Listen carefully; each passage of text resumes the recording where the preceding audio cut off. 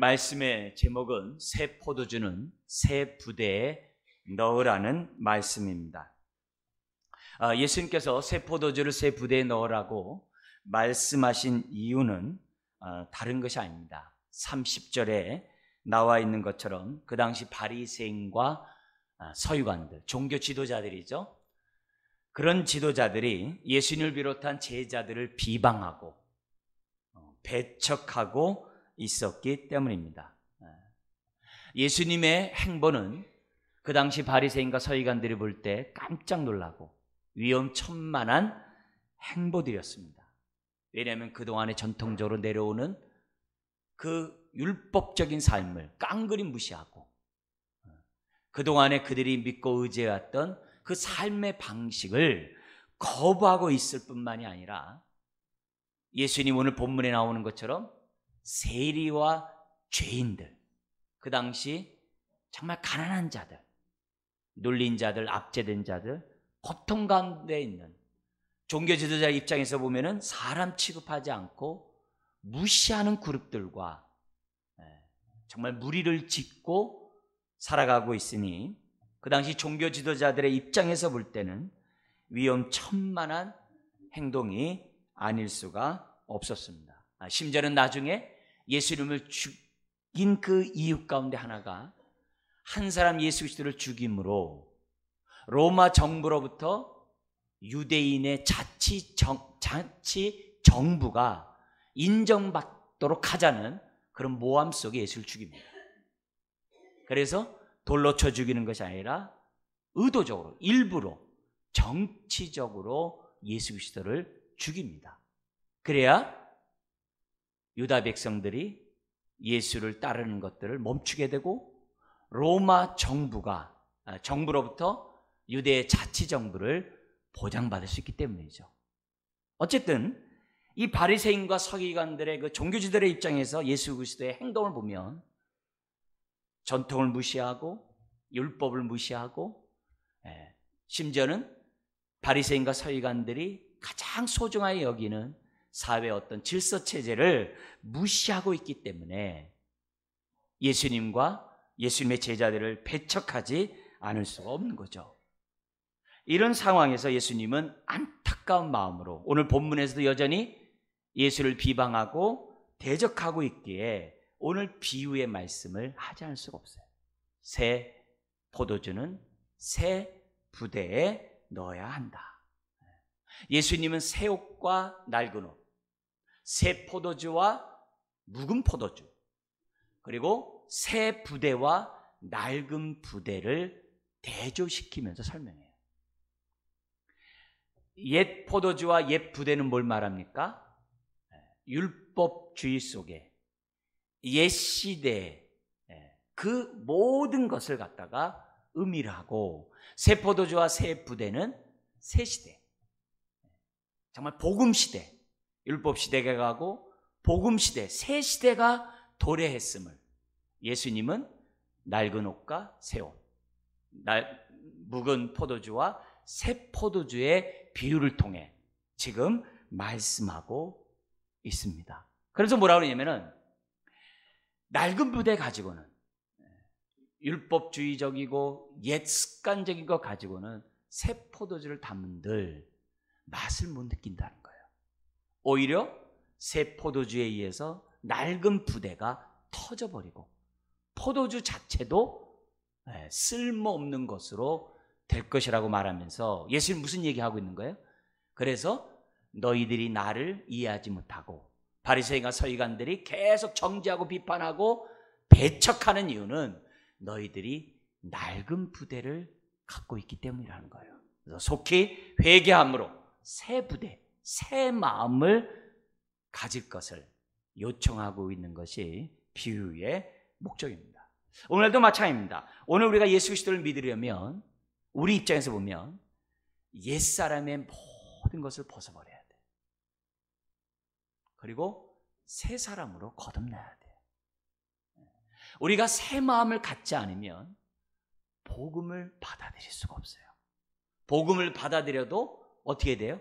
어울리지가 않아요. 오히려 그 복음 때문에 내 삶이 어떻게 돼요? 엉망진창이 돼요. 낡은 부대가 터져버리듯 내 삶이 터져버려요. 그래서 입술로는 주여 주여 하고 하나님을 찬양하고 예배를 드리는데 삶이 말씀을 따라가지 못해요. 복음을 따라가지 못해요. 그래서 저 사람과, 그러니까 우리라면 나와 복음이 조화롭지가 않아요. 그래서 나 자신도 신앙생활하는 게 불편해요. 그러니 남이 보면 얼마나 불편하겠어요. 이 모든 이유는 다른 게 아니에요. 내 마음이 새 마음이 돼요. 새 포도주를 갖다가 받아들여야 되는데 내 마음은 벗어버리지 않고 옛것 그대로 갖고 있고 복음만 받아들이려고 하니 나의 옛사람은 벗어버리고 날마다 새 사람을 덧입어야 되는데 옛사람을 그냥 가다듬고 은혜만 받으려고 하니 모든 게 엉망진창이고 우리들의 신앙과 삶이 괴리되고 어울리지 않는다는 겁니다. 그런 의미에서 오늘 이 메시지를 보면서 우리들이 먼저 질문해야 돼요. 나는 신앙과 생활이 조화로운가? 신앙과 생활이 편안한가? 내 삶이 신앙 때문에 편안하고 즐겁고 행복하고 기쁜가? 아니면 신앙 때문에 불편하고 괴롭고 스트레스 받고 어렵고 신앙 때문에 늦게 예수 믿을 것, 내가 빨리 믿어가지고 왜 이렇게 생고생이야? 그러는가? 남들이 나의 모습에 신앙의 모습을 보면서 참 조화롭다, 평안하다, 행복해 보인다 이렇게 얘기하는가? 아니면 당신도 예수 믿어? 아니면 예수 믿는다고 하면 예수님답게 살아, 예수 믿는 사람답게 살아야지 삶이 왜 그래? 그렇게 부조의 모습을 내가 보이고 있는가? 오늘 이 본문을 통해서 저와 여러분들이 질문하셔야 돼요. 여러분, 옛 사람의 모습을 가지고는, 옛 것을 가지고는 구원이 안 나타나요. 새 포도주, 복음은 새 마음에 담을 때 구원의 역사가 있는 거예요. 새 마음이 되지 않으면 복음을 깨달을 수가 없어요. 복음을 이해할 수가 없어요. 복음이 내 안에 있으므로 기쁨을 얻을 수가 없어요. 행복을 얻을 수가 없어요. 더구나 구원은 이 세상에서 얻을 수 있는 게 아니에요. 구원은 위로부터 하늘로부터 우리가 거듭나야지만이 얻을 수 있는 것이 구원이에요. 천국은 거듭나야지만이 우리가 갈 수 있는 나라예요. 요한복음 3장과 4장에 보면 새 시대가 예수 그리스도를 통해서 도래했어요. 하나님 나라가 도래했어요.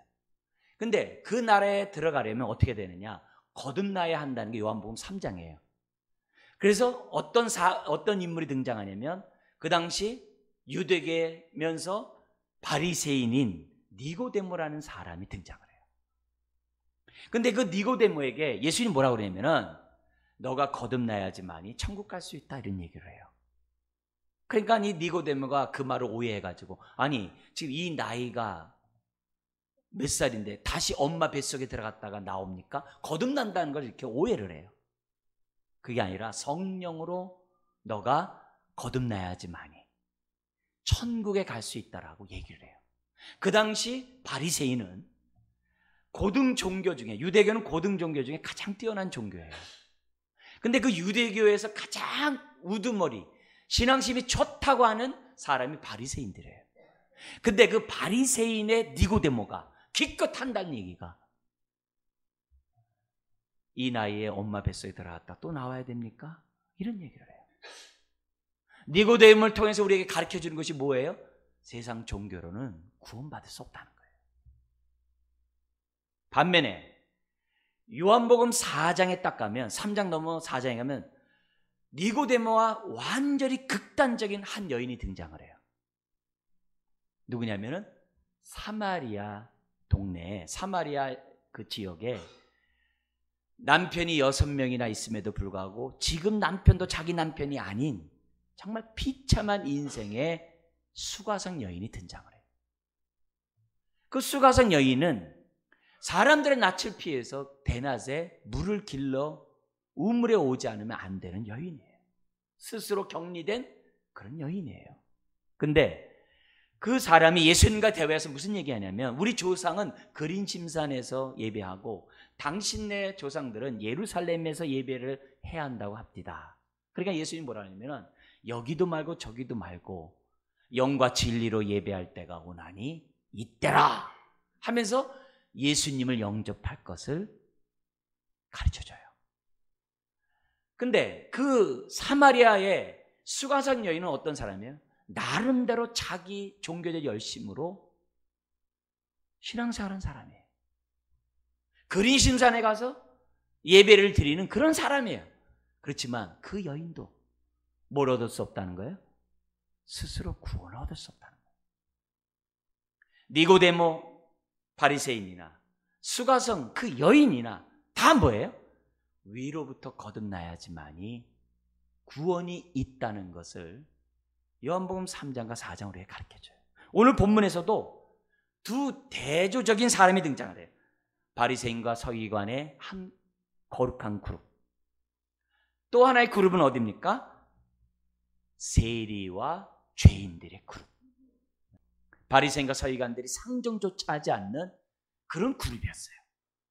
그런데 그 두 그룹에서 구원이 누구에게 임해요? 가장 고등 종교를 갖고 있는 바리새인과 서기관이 아니라 누구예요?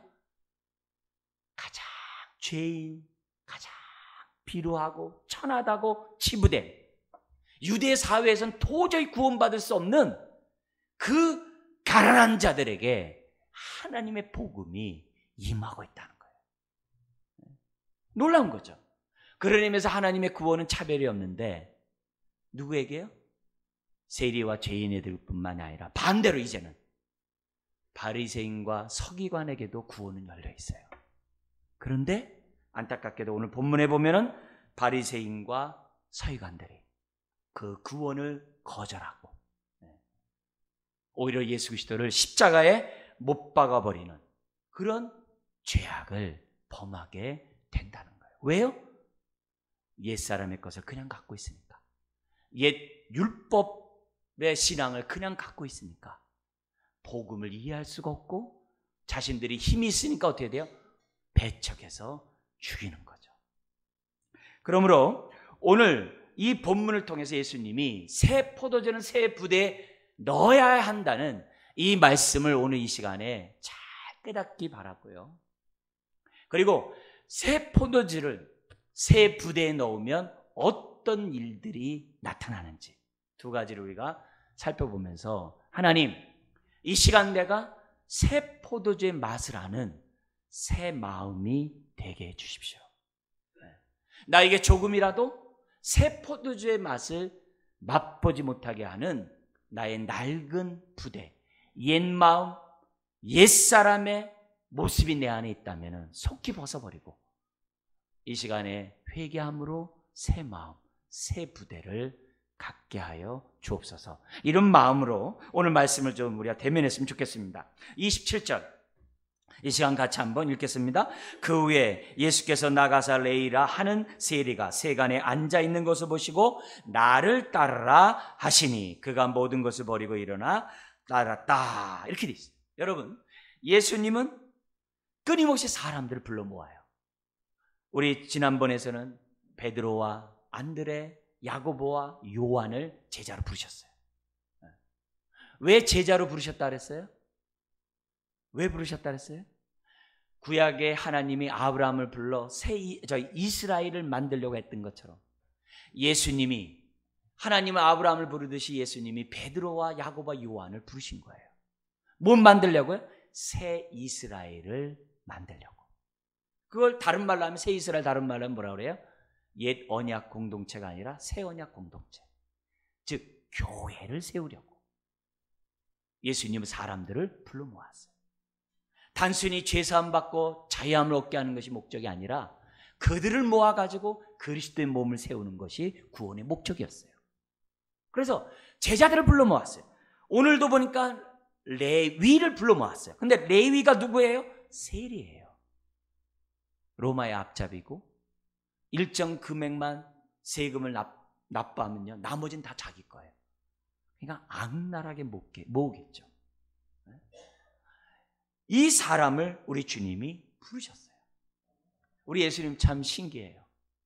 그 당시 엘리트 그룹도 많고 종교적으로 흠이 없는 바리새인과 같은 종교 지도자들이 많이 있었어요. 그런 자들 가운데 제자를 부르지 아니하시고 누구요? 지금 세리와 같은 죄인과 같은 죄인의 그룹들을 제자로 삼으셨어요. 왜 그랬을까요? 누가복음 4장 18절 19절 때문에 그래요. 4장 18절 19절 우리 한 장 앞으로 넘김이 있는데요, 같이 한번 읽어볼까요? 주의 성령이 내게 임하셨으니 이는 가난한 자에게 복음을 전하게 하시려고 내게 기름을 부으시고 나를 보내사 포로된 자에게 자유를, 눈먼 자에게 다시 보게 함을 전파하며 눌린 자를 자유롭게 하고 주의 은혜의 해를 전파하게 하려 하심이라. 예수님이 이 땅에 오신 목적이 뭐라고요? 가난한 자에게 복음을 전하기 위해서 오셨다 그랬어요.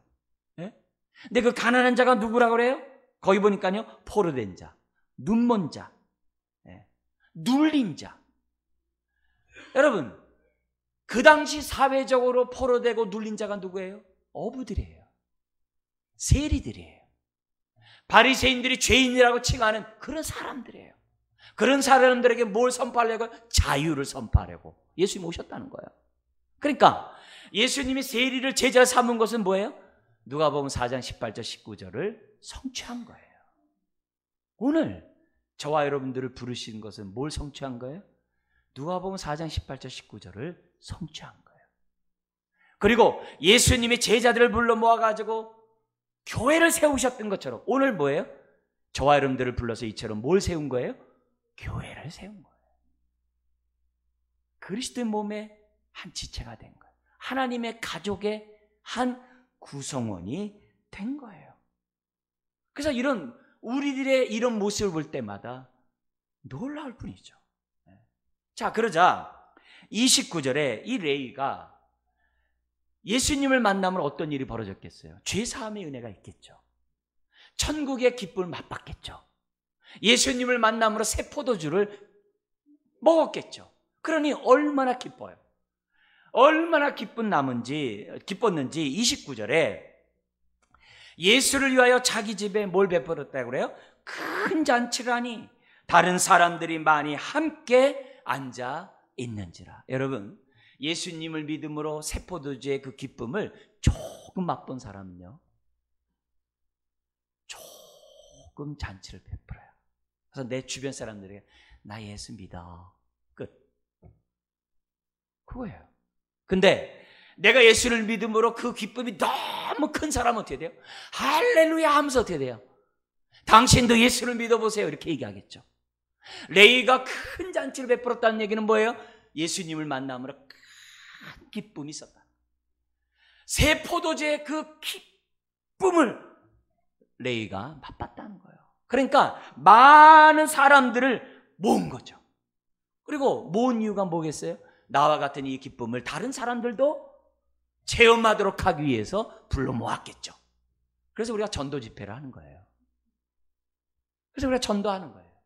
내가 맛본 기쁨을 당신도 맛보라고. 근데 내가 종지 그릇만큼 기쁨 맛본 다음에 예수 믿어볼래? 좋아. 그럼 믿겠어요? 옛사람을 벗어버려야 되고 옛것을 벗어버려야 되는데 이게 되겠어요? 안 되거든요.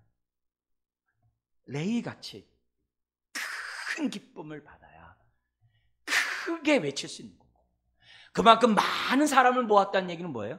그만큼 기쁨이 컸다는 것을 오늘 우리들에게 가르쳐줘요. 이런 레위가 큰 잔치를 베푸는 이 모습을 보면 뭐가 생각나냐면 구약의 성전의 제사가 생각이 나요. 무슨 말이냐면 구약의 백성들이 지금 뭐냐면 이때에도 성전에서는, 구약의 성전에서는 제사가 이루어지고 있었어요. 그죠? 지금 예수님과 레위와 사람들이 모여서 지금 함께 지금 큰 잔치의 기쁨을 누리고 있는 이 시간에도 저 예루살렘 성전에서 뭐가 이루어져요? 제사가 이루어지고 있었어요. 근데 죄를 사하는 제사를 드릴 때 어떻게 해요? 예를 들어서 사람이 송아지를 가지고 아니면 양을 가지고 제사장에 와가지고 내가 이런 죄를 범했으니 이런 죄가 용서받기를 원합니다. 이렇게 고백을 해요. 그러면 제사장은 어떻게 돼요? 그 사람의 죄를 갖다 짐승에게 전가시킨다는 의미로 짐승을 죽입니다. 그런데 이 짐승을 죽인 다음에 그 짐승을 전체를 가지고 하나님 앞에 이렇게 올려드리는 게 아니라 주로 뒷다리 한 부분을 잘라가지고 하나님 앞에 이렇게 올려드려요. 그러면 그 뒷다리는 제사장의 몫이 돼요. 제사를 집행했던 제사장의 몫이 돼요. 그럼 나머지는 뭐가 돼요? 나머지 그 짐승의 다리를 제한, 한 다리를 제한 나머지는 뭐가 돼요? 남아있잖아요. 그럼 남아있는 그 짐승을 어떻게 합니까? 성전 안에서 일하는 레위인들과 그리고 함께 예배를 드리러 온 가족과 그리고 수발 들었던 모든 종들이 성전에 앉아가지고 뭐래요? 잔치를 벌여요. 하나님 앞에 드렸던 그 짐승을 가지고 오늘 말하면 고기 먹는 날이에요. 그러니까 어린아이 입장에서 보면은 그날이 잔칫날이에요. 그래서 죄를 사함을 받는 그 짐승 때문에 뭐가 벌어져요? 성전 안에서 잔치가 벌어진다고. 지금 레위가 예수 그리스도를 만남으로 죄 사함을 받았어요. 기쁨을 얻었어요. 그럼 뭐가 벌어져야 돼요? 잔치를 벌여야죠. 그것이 성전 바깥에서 벌어지고 있을 뿐이지 구약의 제사 제도와 다를 바가 없는 모습이에요. 여기서 우리들이 깨달을 게 이거예요. 내가 신약을 살아가고 새 시대 하나님의 자녀라고 한다면 우리는 예배를 드릴 때마다 뭐가 회복돼야 돼요? 참된 제사가 회복돼야 돼요. 참된 제사의 회복이 뭐예요? 예수의 피로 말미암아 죄사함에 대한 기쁨이 회복돼야 돼요. 그게 새 포도주를 마시는 거예요. 그래서 예배를 드릴 때마다 뭐가 나와야 돼요? 잔치의 즐거움이 우리 가운데 있어야 돼요. 그래서 오늘 이 말씀 앞에 저와 여러분들 질문해야 돼요. 우린 예배를 드릴 때마다 잔치의 즐거움에 동참하고 있는가? 예배를 드릴 때마다 나를 구원하신 하나님의 은혜에 감사해서 하나님 앞에 이 기쁨의 잔치를 나는 지금 어떻게 돼요? 하나님 앞에 표현하고 있는가? 그게 새 포도주를 새 부대에 담은 교회요 신앙인의 모습이에요. 그것을 우리들에게 연상시키는 하나님의 말씀이에요. 우리는 우리들의 삶에 참된 제사가, 참된 예배가 회복돼야 돼요. 거기는 죄사함과 죄사함에 대한 용서의 그 기쁨이 예배 때마다 우리에게 넘쳐나야만 한다는 거예요. 무엇보다도 우리 교회가, 우리 예배가 새 포도주를 담을 수 있는 새 마음밭들이 돼야 돼요. 여러분, 두세 사람이 모인 곳에 주님은 함께 하신다고 말씀하셨어요. 할렐루야. 오늘 두세 사람이 주의 이름을 모여서 예배드리는 그곳에서는 하나님이 하늘문을 여시고 새 포도주를 주신다고 했어요. 중요한 건 뭐냐면 오늘도 변함없이 새 포도주는 임하고 있어요. 그렇다면 내 마음이 문제예요. 우리들의 마음밭이 문제예요. 우리들이 구습을 쫓는 옛 낡은 부대를 그 옛 마음을 가지고 그대로 앉아 있으면 포도주가 떨어져도 문둥병자 환자처럼 느끼지를 못해요. 포도주의 그 맛을 헤아릴 수가 없어요. 그래서 이런 모습을 보면서 하나님, 우리 교회가 새 포도주를 맛보는 새 부대가 되기를 원합니다. 이런 기도를 오늘 본문은 우리들에게 말씀하고 있는 거예요. 자, 그러면서 예수님이 지금 누구와 잔치를 벌이고 있어요? 세리와 죄인들과. 여러분, 새 포도주를 맛본 새 부대의 특징이 뭐냐면요, 차별이 없어요. 차별이 없어요. 예수님은 세리와 차별하지 않고 같이 식사를 했어요. 유대 사회에서 같이 식사를 한다는 건요, 쉬운 관계가 아니에요. 그 사람을 다 받아들이겠다는 표시예요. 우리가 성찬식을 해요. 그죠? 성찬식을 해요. 성찬식이 뭐예요? 특별히 가을에, 우리가 이제 11월 달에 하잖아요. 가을에 하는 성찬식은 다른 거 아니에요. 죄사함의 성찬식도 우리들이 의미가 있지만 가을에 하는 성찬식도 의미가 있어요. 특별히 가을에 하는 성찬식은요, 교제의 의미가 강해요. 하나님이 내 지체를 받아주셨던 것처럼 하나님, 나 역시 우리 이 지체를 받겠습니다 하면서 교제의 떡을 나누는 것이 가을의 성찬식이에요. 그러니까 우리들이 신앙생활하면서 내가 만약에 사람들을 보면서 차별한다든지, 사람들을 볼 때마다 내가 배척한다든지, 우리 좀 더 나가서 함부로 비판하고 차별하고 판단한다든지, 그러면 내 마음은 낡은 부대예요. 기경돼야 될 묵은 마음이에요. 옛 마음이에요. 이런 마음을 가지고는 새 포도주의 기쁨을 얻을 수가 없어요. 새 포도주를 맛보는 교회는 예수님이 지금 보여준 것처럼 뭐예요? 차별이 없어요.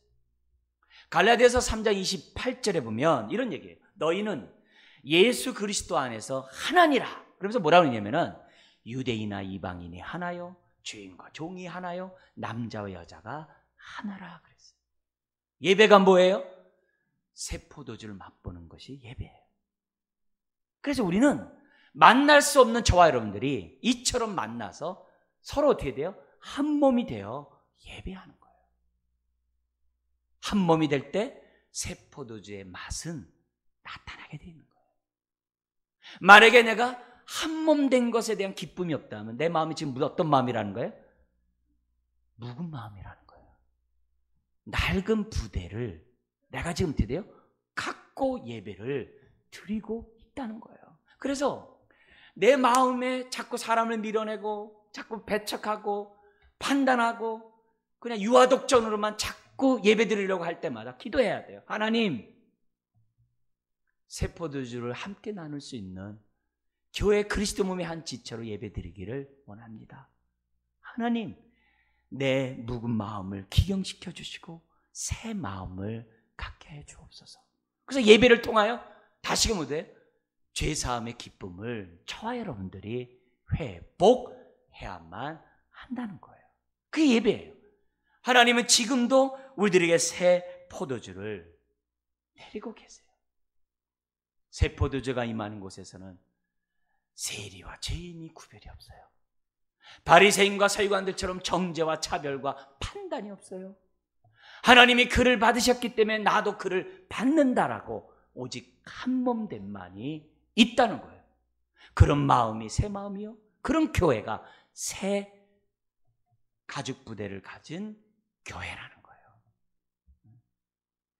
여러분, 예수님이 세리와 죄인과 함께 식사하는 모습이 얼마나 보기 좋아요. 얼마나 좋습니까? 그런데 이런 모습을 아주 못마땅하게 여기는 사람들이 있었어요. 누구죠? 바리새인과 서기관들. 그들이 30절에 따집니다. 어찌하여 세리와 죄인과 함께 먹고 마시느냐? 그러자 예수님이 답변합니다. 나는 의인을 부르러 온 것이 아니라 죄인을 불러 뭐 시키기 위해서요? 회개시키러 왔노라. 아주 단호하게 얘기를 해요. 저는 이 말씀을 정말 들을 때마다 은혜가 돼요. 왜요? 세상에선 죄인을 배척합니다. 멀리합니다. 가까이 하지 않습니다. 그러나 예수님은 죄인을 가까이 하십니다. 그리고 죄인에게 뭐예요? 은혜를 베풀어요. 어떤 은혜요? 회개시키는 은혜를 베푸세요. 여러분, 저와 여러분들이 회개하기 쉬운 사람입니까? 아니잖아요. 저도 알고 여러분도 아시다시피 여러분, 우리는 목이 곧은 자들이에요. 새 포도주를 달게 마시는 자들이 아니에요. 다 잘난 사람들이에요. 자존심 센 사람들이에요. 근데 이런 나를 회개시키러 주님이 찾아오신다는 거예요. 얼마나 감사한지 몰라요. 오늘날도 자신이 바리새인처럼 의인인 양 착각하고 함부로 사람들을 비판하고 정죄하는 사람들이 있어요. 새 포도주를 맛보지 못해요. 왜요? 옛 부대이기 때문입니다. 33절, 예수님의 이런 말씀 앞에 주제를 바꿉니다. 바리새인과 서기관들이 회개하고 생각을 고쳐 먹기 전에는 먹지 않고 오히려 또다시 따집니다. 뭐라고 했냐면 33절 같이 한번 읽어볼까요? 그들이 예수께 말하되 요한의 제자는 자주 금식하며 기도하고 바리새인의 제자들도 또한 그리하되 당신의 제자들은 먹고 마시나이다. 먹고 마시나이다. 여러분, 죄인을 불러 회개, 새 부대를 가져야지만 새 포도주를 맛볼 수 있다고 말하면, 아, 그렇군요. 내가 몰라가지고 옛 마음을 갖고 있으니까 내가 함부로 정죄하고 판단했군요. 죄송합니다. 저를 용서하시고 저도 당신이 지금 하는 이 잔치에 동참하게 해주세요. 이렇게 하면 얼마나 좋아요. 거절하고 33절 같이 얘기하는 거예요. 아니, 세례 요한도 금식하고 바리새인도 금식하는데 왜 당신의 제자들은 먹고 마시기만 하느냐? 그런 얘기를 해요. 여러분, 당시 바리새인은요, 일주일에 이틀을 금식했어요. 본래 금식은 흉한 결박을 풀어주는 능력 있는 하나님의 은혜 방편이에요. 금식이에요. 근데 이것이 제도화되다 보니까 이틀 금식한 사람들은 나 금식했네 하면서 자기를 자랑하고 드러내게 되고, 사람들은 그런 사람을 뭐예요? 우러러 보는 그런 관계가 돼버려요. 그래서 이 금식이 형식적인 금식으로 전락시켜버린 것이 예수님 당시의 바리새인의 금식이었어요. 그래서 예수님이 뭐라고 그러냐면은 산상수훈에서 그래요. 바리새인과 서기관보다 더 나은 의의 삶을 살지 않으면 천국 못 간다. 그러면서 샘플 든 것이 있어요. 뭐냐? 금식할 때 오히려 얼굴에 기름을 바르래요. 나 금식하네 하면서 보이면 천국 못 간다는 거예요. 구제할 때 한 손이 하는 거 오른손이 다른 손이 모르도록 하라는 거예요. 나 구제하네 하면 천국 못 간다는 거예요. 기도할 때 남들 보는 앞에서 기도하고 골방에서 기도하지 않으면 천국 못 간다는 거예요. 산상수훈에서 주님이 우리들에게 가르쳐줘요. 근데 예수님은 이미 40일 금식 기도한 분이에요. 한 분이에요. 금식의 중요성 알아요. 그런데 그 주님이 바리새인의 금식을 볼 때 외식하기 짝이 없다는 거예요. 또한 세례 요한의 금식이 뭐예요? 세례 요한의 사명은 뭐예요? 예수님을 영접하도록 하게 하는 사역이 바로 세례 요한이에요. 그래서 세례 요한의 세례는 회개, 세례 요한의 금식은 무슨 금식이에요? 예수님을 영접하고자 하는 금식이에요. 근데 예수님이 오셨네요. 신랑 대신 예수님이 오셨네요. 그러면 세례 요한의 금식이 더 이상 필요해요? 필요하지 않아요? 필요 없죠. 오늘 뭐예요? 34절 같이 한번 읽겠습니다. 예수께서 그들에게 이르시되 혼인집 손님들이 신랑과 함께 있을 때 너희가 그 손님으로 금식하게 할 수 있느냐? 예수님이 신랑이라는 거예요. 지금 새 시대가 도래했어요. 하나님 나라가 왔어요. 구원이 왔어요. 신랑 대신 예수님이 왔어요. 그럼 잔칫날이잖아요. 근데 잔칫날에 옆에서 금식하고 있어요? 그건 아니잖아요. 그래서 제자들이 먹고 마시는 건 뭐 때문이라는 거예요? 천국을 맛봤기 때문에, 하나님의 잔치에 참여했기 때문에 먹고 마신다는 거예요.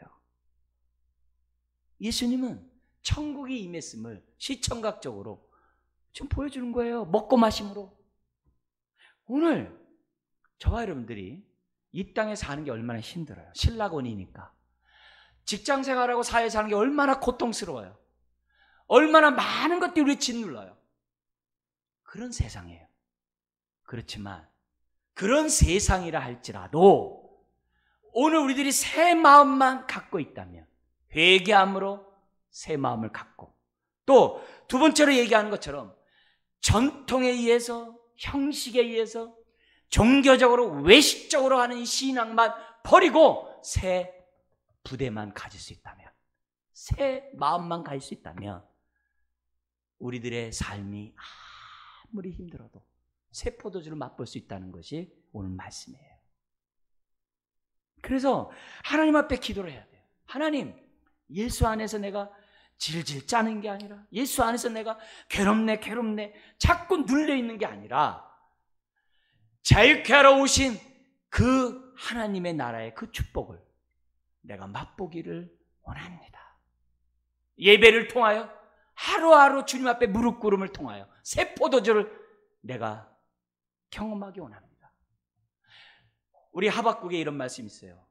외양간에 송아지 없고 논밭에 소출이 없다 할지라도 나는 하나님을 인하여 기뻐하리라, 즐거워하리라. 이게 뭐예요? 새 포도주를 새 마음에 담은 성도의 삶이에요.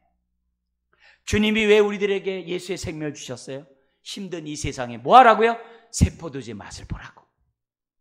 삶이 비록 힘들고 병이 있고 여러 가지 고통스러운 일이 내 삶에 있어도 하나님의 새 포도주를 매 순간 먹고 마시라는 거예요. 그것 때문에 내가 왔다는 거예요. 예수 안에 하나님의 잔치가 있다는 것을 주님 우리들에게 가르쳐주고 있어요. 물론 35절에 있는 것처럼 신랑이 빼앗기는, 즉 십자가에 죽으시는 그날에는 금식해야죠. 그러나 그렇지 않을 때는 우리가 어떻게 해야 돼요? 예수 안에서 어떻게 하든지 간에 날마다 새 포도주를 먹어야 될 줄 믿습니다. 우리가 예배를 드린 다음에 우리가 뭐가 회복돼요? 우리 항상 예배를 드릴 때마다 무슨 기도해요? 회개 기도하잖아요. 그러면 회개 기도하면 우리가 어떻게 돼요? 죄사함에 대한 기쁨이 있잖아요. 그 기쁨이 어떤 분은 종지그릇같이 기쁨 느낀 사람이 있고 어떤 사람은 레위처럼 크게 느끼는 사람이 있겠죠. 그 다음에 뭐예요? 레위같이? 잔치가 있어야 되잖아요. 우리 그래서 점심 먹잖아요. 교회가 그냥 점심 먹는 게 그냥 점심 먹는다 생각하면 큰 오산이에요. 우리가 이 점심을 먹으면서 뭘 생각해야 돼요? 두 가지 생각해야 돼요. 하나는 뭐예요? 구약의 제사를 드린 다음에 잔치를 벌였던, 지금 레위가 벌였던 이 잔치를 생각하면서 점심 먹어야 돼요. 또 하나 생각해야 돼요. 뭐예요? 훗날 마지막 혼인잔치 때 주님이 재림할 때 그 들어갈 그 잔치를 생각하면서 점심을 드셔야 돼요. 초대교회는 성찬식을 했어요. 모일 때마다 성찬식을 했어요. 그 성찬식은 오늘 하는 우리 조그만 거 떡과 포도주 먹는 게 아니에요. 식사를 했단 말이에요. 그걸 대치해서 우리 점심을 먹는 거예요. 여러분 점심 먹을 때 그냥 점심 한 끼 때운다 그러면 안 돼요. 우리는 예배를 드리면서 어떻게 해야 돼요? 주일날 점심을 드시면서 하나님, 레위가 맛봤던 이 잔치의 기쁨 나도 맛보기 원합니다. 훗날 혼인잔치에 들어갈 그 잔치를 나는 소망합니다 하면서 점심을 드셔야 돼요. 이것이 믿음이 되면 점심이 즐거운 거예요. 그러면 이 식사가 주일날 점심만 통해요? 아니죠. 365일 모든 식사에 적용이 되는 거죠. 하나님, 내가 오늘 이 식사를 하는 것이 끼니 때우는 게 아니라 하나님의 가나 혼인잔치, 아버지 하나님 앞에 그 나에게 베푸신 그 잔치의 그 기쁨을 나는 맛보기 위해서 식사를 합니다. 근데 그거 밥 먹는 것을 기쁜 게 아니라 뭐예요? 예수님을 믿음으로 예수의 생명을 통해 내가 얼마나 제사함의 기쁨이 있고 예수님을 믿음으로 내가 얼마나 하늘의 은혜를 체험하고 있는가, 그걸 생각하면서 식사를 하시라 이거예요. 네? 그러니까 우리가 나름대로 지금 교회 안에서 하는 이런 여러 가지 이런 일들은 그런 의미들이 있는 거예요. 오늘 주님이 우리들에게 가르쳐주고 있어요. 예수님이 바리새인과 서기관들에게 붙여진 별명이 있어요. 여러분들 별명 있잖아요. 예수님의 별명이 대표적인 게 두 가지예요. 하나는 뭐예요? 먹기를 탐하는 자. 또 하나는 뭐예요? 세리와 죄인의 친구. 그러면 왜 예수님께서 세리와 죄인의 친구가 된 거예요? 눌린 자를 자유케 하고. 왜 먹기를 탐했어요? 하나님 나라는 잔치라는 것을 퍼포먼스한 거예요. 오늘 이 예배가 새 포도주를 마시는 잔치의 즐거움이 살아나는 예배가 되기를 주의 이름 축원합니다. 가나 혼인잔치에 포도주가 떨어졌어요. 그래서 포도주가 떨어지니까 어떻게 잔치 흥이 깨져요. 그게 우리 인생이에요. 우리가 옛 관습, 옛 습관, 옛날의 신앙의 모습을 가지고 오늘 은혜 받으려면 안 돼요. 오늘 어린아이같이 순전한 마음으로 새 마음으로 정말 우리 하나님 앞에 예배를 드려야 돼요. 그래야 뭐예요? 흥이 깨진 인생이 뭐가 돼요? 물이 변할 포도주가 된 것처럼 새 포도주를 맛보는 예배가 되는 거예요. 그래서 흥이 깨진 인생이 다시금 어떻게 돼요? 잔치의 즐거움을 회복하는 것이 예배란 말이에요. 우리 예수님은 저와 여러분들이 모일 때마다 새 포도주의 맛을 맛보기를 원하세요. 그러기 위해서 우리는 오늘 말씀에 두 가지를 우리에게 알려주셨어요. 한 가지는 뭐라고요? 회개를 해야 돼요. 또 하나는 뭐예요? 금식주의와 같은 형식주의를 없애야 돼요. 왜 그런지 아세요? 우리에게는 39절과 같은 타성이 있어요. 39절 같이 한번 읽어볼까요? 묵은 포도주를 마시고 새 것을 원하는 자가 없나니 이는 묵은 것이 좋다 함이라. 여기서 우리는요, 묵은 것이 좋다, 옛 것이 좋다라고 하는 그 신앙적인 타성이 있어요.